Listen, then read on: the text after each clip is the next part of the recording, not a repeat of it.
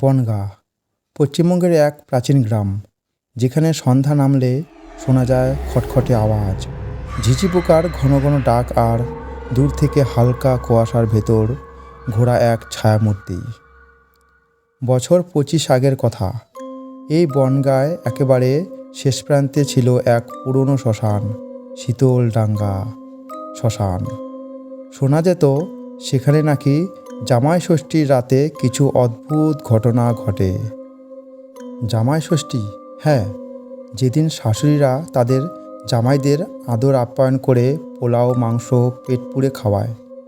কিন্তু বনগাঁর শীতলডাঙ্গা এই দিনটা একেবারে উল্টো। এই রাতে এক বিশেষ আত্মা খুঁজে ফেরে তার জামাই, না মেয়ের জামাই নয়, ভূতের জামাই। এই ভয়াবহ বিশ্বাস এতটাই গা ছমছমে ছিল যে গ্রামের কেউ জামাই ষষ্ঠীতে সন্ধ্যার পর ঘর থেকে বেরোতো না। অন্যদিকে শুভম চ্যাটার্জি কলকাতার একটি নামকরা বিশ্ববিদ্যালয়ের লোকবিশ্বাস ও ভূতত্ত্বের গবেষক। তার গবেষণার বিষয় লোককথার ভূতের ভূমিকা ও সামাজিক ব্যাখ্যা। তার দাদু বনগাঁরই মানুষ ছিলেন। ছোটবেলায় দাদুর কাছে এই জামাই ষষ্ঠীর কাহিনী শুনে বড় হয়েছিল শুভম। সে ঠিক করল এবছর জামাই ষষ্ঠীর দিন সে শীতলডাঙ্গা শ্মশানে রাত কাটাবে। সঙ্গী হলো তার বন্ধু অনিকেত। ক্যামেরা আর রেকর্ডিং সরঞ্জাম নিয়ে তারা দুজনেই পৌঁছে গেল বনগাঁ। গ্রামের নবীন মৃণয় কাকু বললেন, তোমরা এই রাতে ওখানে যাবে? শোনো বাবা, আমি নিজের চোখে দেখেছি ওই রাতে কারা আসে, কাদের আত্মা জেগে ওঠে। কিন্তু শুভম দৃঢ় সিদ্ধান্ত, সত্য যদি কিছু হয় তাহলে তা ক্যামেরায় ধরা পড়বে, আর না হলে এই মিথ্যা ভাঙবে। জামাই ষষ্ঠীর সন্ধ্যায় শীতলডাঙ্গায় কুয়াশায় ঢাকা। শুভম আর অনিকেত একটি ছোট তাঁবু খাটিয়ে ক্যামেরা বসিয়ে বসে রইল। রাত বাড়তে লাগলো। রাত 12টা নাগাদ এক অদ্ভুত গন্ধ, পচা মাংস আর ধূপের মিলিত গন্ধ ভেসে এলো বাতাসে। একদম হঠাৎ দূর থেকে ভেসে এলো কাসরের আওয়াজ, গলার আওয়াজ, যেন কেউ বলছে, আমার জামাই আসুক, আমার জামাই, আমার পেটের জামাই। ক্যামেরায় ধরা পড়েছে না, কিন্তু শুভমের শরীর কেঁপে উঠল। হঠাৎ ঠিক পাশে এক গাছে লেগে থাকা শাড়ির খণ্ডটা নিজে থেকেই নড়তে লাগলো। গাছটা হাওয়াহীন সেই রাতে দুলতে লাগলো। শুভম টর্চ জ্বালাতেই দেখে শাড়ি পরা এক মহিলা পেছন ঘুরে দাঁড়িয়ে। মুখ দেখা যাচ্ছে না, কিন্তু তার কণ্ঠ একেবারেই কাটা ধরানো। তুমি আমার জামাই, তোমাকে আজ ভোজ খাওয়াবো। পরদিন সকালে গ্রাম উত্তাল। শুভম নেই। অনিকেত বেহুশ অবস্থায় পাওয়া গেল। মুখে শুধু এক কথা, আমি দেখেছি, যে সত্য আছে। জামাইদের নিয়ে যায় সে, ফিরে আসে না কেউ। গ্রামের বৃদ্ধরা বলল, গত 70 বছরে মোট 6 জন পুরুষ জামাই ষষ্ঠীর রাতে হারিয়ে গেছে। কেউ খুঁজে পায়নি তাদের কঙ্কাল পর্যন্ত। মৃন্ময় কাকু বললেন, একদা এই গ্রামে কুসুম নামে এক বিধবা থাকত। মেয়ের জামাই তাকে অপমান করে, ভোজ না খেয়ে চলে যায়। কুসুম অপমানের বিষ খেয়ে মরে। সেই রাতেই ছিল জামাই ষষ্ঠী। তারপর থেকেই তার আত্মা খুঁজে বেড়ায় এক আদর্শ জামাই, যাকে সে খাওয়াতে পারবে, যাকে সে নিজের দুঃখ বলবে। কিন্তু সে একেবারে কাউকেই খাওয়ালে তার আত্মা ওই জামাইকে আটকে রাখে চিরতরে। অনিকেতের কলকাতা ফিরে বিশ্রাম গেল।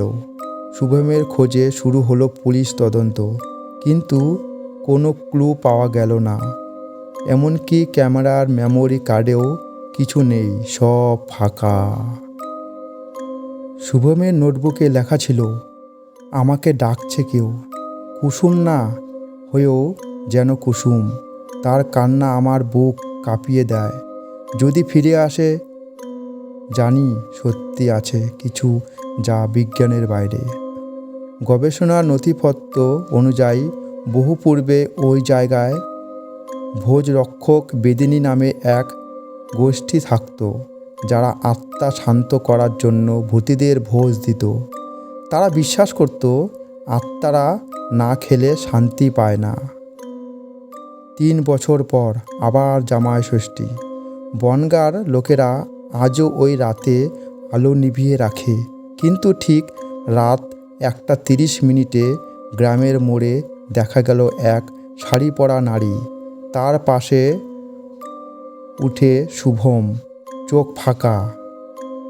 শাড়ি পরা নারী, তার পাশে হাঁটছে শুভম, চোখ ফাঁকা, মুখে হাসি, পা ছোঁয়া না মাটিতে। মৃদু মৃন্ময় বলে উঠলেন, ওই যে নতুন জামাই এসেছে, কুসুমের নতুন জামাই। গ্রামের লোকেরা পরদিন সকালে ঘটনা নিয়ে ফিসফিস শুরু করলো। কেউ কেউ বলল শুভমের আত্মা এখন কুসুমের ভোজে গৃহে আটকে গেছে। কেউ আবার বলল সে মরে যায়নি, বরং অন্তর্দেশ বলে এক ভয়ঙ্কর জগতের দ্বার রক্ষী হয়ে উঠেছে। মৃন্ময় কাকু বললেন, কুসুম এখন শুধু জামাই খোঁজে না, সে চায় এক লোক যে বুঝবে তার দুঃখ, তার ক্ষোভ। শুভম হয়তো তার সেই প্রিয় আত্মা হয়ে গেছে, যে তার পাশে চিরকাল থাকবে। তবে এক অদ্ভুত ব্যাপার ঘটে গেল। ওই বছর থেকে আর কোনো জামাই নিখোঁজ হয়নি। যেন কুসুম পেয়ে গেছে তার সর্বোচ্চ জামাই। 2 বছর নিখোঁজ থাকার পর হঠাৎ একদিন কলকাতার পার্ক স্ট্রিটে অনিকেতের দেখা মেলে। পুলিশ তাকে উদ্ধার করে হাসপাতালে নিয়ে যায়। সে কিছুদিন কথা বলতে পারেনি, কিন্তু ধীরে ধীরে তার স্মৃতি ফিরে আসে। সে জানায়, আমরা সেই রাতে শুনেছিলাম এক সুর, যেন বীণা বাজে দূরে কোথাও। তারপর শুভম এগিয়ে গেল। আমি পেছনে ফিরতেই দেখি আমি আর এই দুনিয়ায় নেই। কুসুমের একটা দরজা আছে, যেন খুললে মানুষ মৃতদের গৃহে ঢুকে যায়। আমি কোনোভাবেই সেই দরজা থেকে ফিরে এসেছি। কিন্তু শুভম, সে নিজে চাইল নিজের থেকেই যেতে। সে বলেছিল, আমার গবেষণা এখানে শেষ নয়। শুভমের ব্যাগ থেকে পাওয়া গেল এক ছেঁড়া নোটবুক, যেটা আগে খুঁজে পাওয়া যায়নি। তার শেষ পাতায় লেখা ছিল, ভূতেরাও ভালোবাসে। কুসুম এক দানব নয়, এক হৃদয় হারা আত্মা। তার অভিশাপ নয়, এ যেন এক দীর্ঘশ্বাস। আমি স্বেচ্ছায় যাচ্ছি তার সঙ্গে, কারণ মৃতদের মধ্যেও সত্য আছে। এই নোট পড়ে অনিকেত ঠিক করল, সে আর বিজ্ঞান দিয়ে সব ব্যাখ্যা খুঁজে না। সে বিশ্বাস করবে কিছু কিছু গল্প সত্যি বেঁচে থাকে, লোককাহিনীতে, ভেতর কান্নার শব্দে, বাতাসে ভেসে আসা ধূপের গন্ধে। আরও 5 বছর কেটে গেল।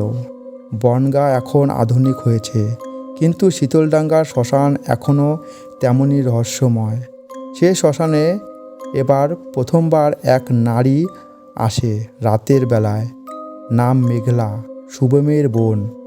সে মাটিতে বসে দীপ জ্বালে, বলে, দাদা ভাই, যদি তুই শুনতে পাও, কুসুম দিদির আত্মাকে মুক্তি করো। তুমি তো সত্য বোঝো। তুমি যদি তাকে ভালোবেসে থাকো, তবে তাকে যেতে দাও। আমাদের দাদা ভাইকে ফিরিয়ে দাও। এই মুহূর্তের জন্য, এক মুহূর্তের জন্য হাওয়া থেমে যায়। তারপর শ্মশান জুড়ে ছড়িয়ে পড়ে এক শান্ত কোমল সুর। সেই প্রথম শীতলডাঙ্গায় ফুল ফোটে জামাই ষষ্ঠীর রাতে। লোকজন বলে কুসুম চলে গেছে, আর শুভম, সে রয়ে গেছে শীতলডাঙ্গার রক্ষক হয়ে। ভবিষ্যতে ভূতের জামাই, যে রক্ষা করে ওই আত্মাদের শান্তি। ভূতেদের জামাই ষষ্ঠী গল্পটি যদি আপনাদের ভালো লেগে থাকে তাহলে চ্যানেলটিকে একটি লাইক করুন, কমেন্ট করুন, যাতে এমন মজাদার গল্প আমি আপনাদেরকে আরও শোনাতে পারি। ও সাবস্ক্রাইব করতে অবশ্যই ভুলবেন না। সাবস্ক্রাইব করলে আপনি আমার গল্পগুলি সর্বপ্রথম পাবেন। এতক্ষণ ধৈর্য ধরে গল্পটি শোনার জন্য আপনাদের সবাইকে অসংখ্য ধন্যবাদ। আপনারা ভালো থাকুন, সুস্থ থাকুন। ফিরে আসবো আবার এক অলৌকিক গল্প নিয়ে।